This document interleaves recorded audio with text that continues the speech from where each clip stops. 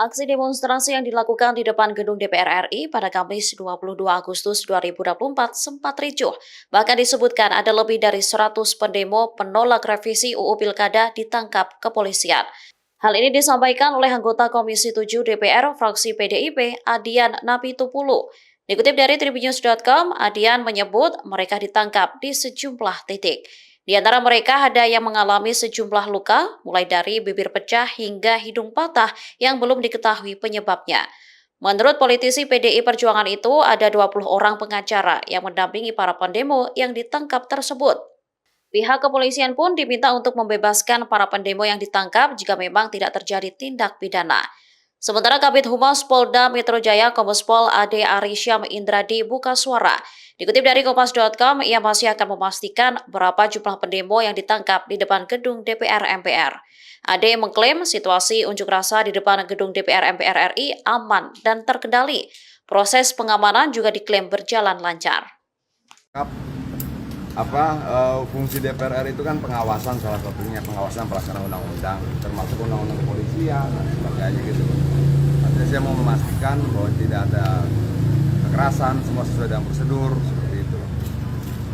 Kalau info yang udah abang dapat tadi kira-kira berapa orang sih bang? Yang di DPR tadi ditahan itu sekitar 50-an, ada 50-an orang lah.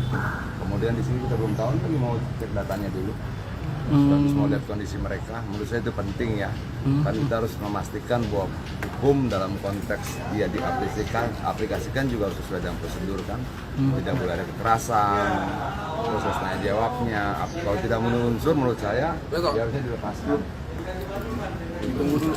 Artinya nanti kalau misalkan beberapa orang yang udah diamankan tidak memenuhi unsur pidana dan lain sebagainya minta dibebaskan ya bang? Iya dong, karena kan prinsipnya kan ini kita sama-sama mencintai Indonesia cuma dengan cara yang berbeda kan.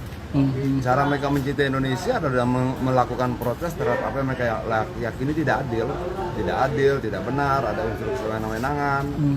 Dan mereka menyampaikan rasa cintanya dengan cara seperti itu, demonstrasi gitu. Oh iya, bang. Berarti kesini atas instruksi Ibu Mega juga atau memang gimana bang? Spontanitas saya. Spontanitas. Tadi lihat di jalan.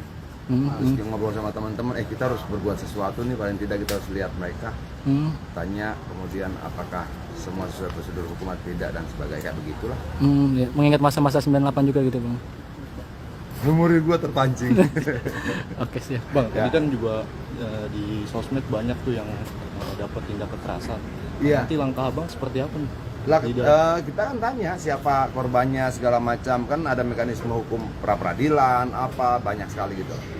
Download Tribun X sekarang, menghadirkan lokal menjadi Indonesia.